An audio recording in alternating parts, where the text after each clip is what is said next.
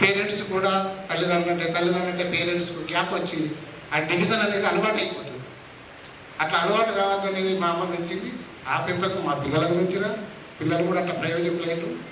ఇక ఉద్యోగ పర్వంకి వస్తే టీచర్ చెప్పిన కదా, టీచర్ తర్వాత అది పిల్లలు ఆవిడ పెళ్లి కాలేదు నాకు 23.5 yearsకి జాబ్ వచ్చింది. యూనివర్సిటీ నుంచి అలా బయటకు రాగానే జాబ్. పిల్లలు సైన్స్ మాస్టర్ బోర్డు మీద ఇట్లా రాసుకుంటుండు కాదు కదా అని ఒకసారి చెరువు పక్కకే చెరువు ఉంటుండు, ఐలాపూర్ చెరువు అని.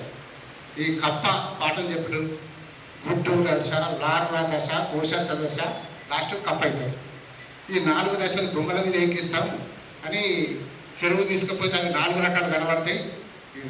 లార్వా, కోశస్థ, కప్ప, గుడ్డు ఇవన్నీ కనబడతాయి. పాని తీసుకుపోదా అంటే చిన్న పడుచుపిల్లలు కదా, అల్లరి చేసి చెరువులో పడితే ఇబ్బంది ఉంటుంది, వద్దు అన్నాడు హెడ్ మాస్టర్.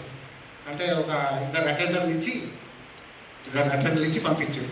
అంటే విద్య అనేది ఊరికే రాతపూర్వకంగా ఉండాలి, ప్రాక్టికల్ తీసుకుంటుండాలని ఆ ప్రాక్టికల్గా తీసుకెళ్ళి చూపెడితే అట్లా 2 బ్యాచ్లు సక్సెస్ఫుల్గా అవ్వడం. సైన్స్ అంటే జనరల్ మ్యాథ్స్ తర్వాత సైన్స్ తప్పంటారు, కానీ నా సైన్స్ను ఇట్లా అలవోకగా నేర్చుకుంటాడు చేసి అందరు పిల్లలందరూ సక్సెస్గా పాస్ అవుతారు.